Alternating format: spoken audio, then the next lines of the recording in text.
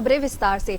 लोकसभा चुनाव की तारीखों के ऐलान के साथ ही देश भर में आदर्श आचार संहिता लागू हो चुकी है। तारीखों के ऐलान के साथ ही बीजेपी और कांग्रेस दोनों ही लोकसभा की तैयारियों में जुट गई है।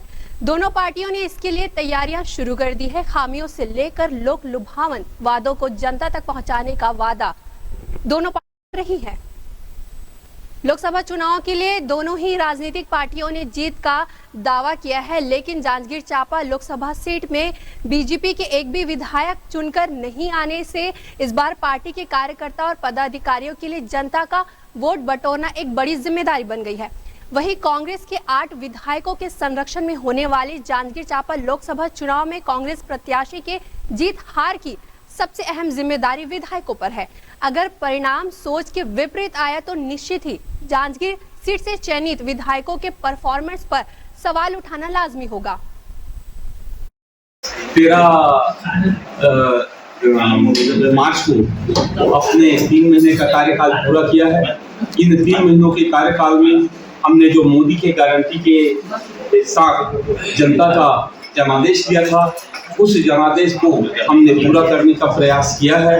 हम चाहे महतारी और बंदर योजना में 1000 रुपये प्रति माह देने की बात हो, किसानों को 2100 रुपया समर्थन मूल्य देने की बात हो, उनके फसल के उत्पादन की राशि देने की बात हो, 21 क्विंटल धान की खरीदी की बात हो, उन सब बातों को हमने पूरा किया है। 18 लाख परिवारों को हमने आवास देने का जो हमारा संकल्प था उसको भी पूरा किया है। और इसके साथ हमने पीएससी भर्ती में जो गड़बड़ियां हुई थी, उन गड़बड़ियों के घोटालों की जांच करने का भी हमने आदेश प्रसारित कर दिया है। मेरी सरकार ने आने वाले समय में पारदर्शिता के साथ इस प्रदेश में नियुक्तियां की जाएगी।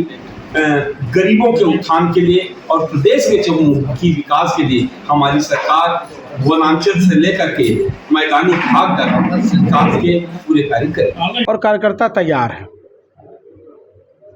प्रेस्टीज इशू भी है। अगर 8 विधायक इस लोकसभा के कांग्रेस के हैं, अगर प्रत्याशी जीत कर ना आ पाए तो हम लोगों के लिए भी आने वाले समय में परेशानी होगी। इसलिए हम पूरे विधायक कार्यकर्ताओं को लेकर इस लोकसभा में कांग्रेस को जिताने के लिए भरपूर प्रयास और मदद करेंगे। हमसे कहीं ज़्यादा लोकसभा के लिए काम करके बताएंगे।